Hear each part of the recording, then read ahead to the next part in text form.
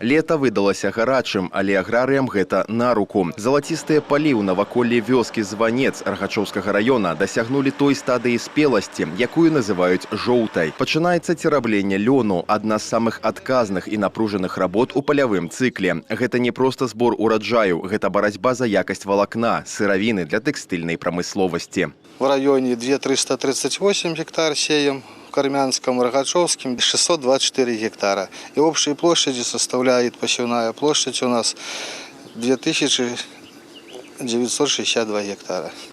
Маштаб уражвае. Велізарныя плошчы патрабуюць максімальнай канцэнтрацыі сіл. Каб не страціць каштоўны час, гаспадаркі задзейнічаюць усю наяўную моц. Сучасныя камбайны, спецыяльна настроеныя пад спецыфіку культуры, выходзяць на палеткі. Задача не проста сабраць масу, а максімальна акуратна, без страт атрымаць каштоўную сыравіну. Рабочий начинается с 7 часов и до 8-9. Ну, по погоде все, как погода дает. А если погода хорошая, то попозже работаем. А если даже дождь пройдет, то уже не идет этот дождь. Праца ў поле бесперапынны рытм, пыл, пякучае сонца і ювелірная настройка механізмаў. Лён – культура капрызная, якая патрабуе ідэальнага балансу. Сцябло павінна быць дастаткова сухім, але не перасохлым, каб валакно не страціла эластычнасць і трываласць. Памылка або спазненне ўсяго на пару дзён могуць істотна знізіць каштоўнасць ураджаю. Вчера мы приступили к тереблению льна. Не скажу, что это рано, это нормально. Раньше начнем, хуже не будет.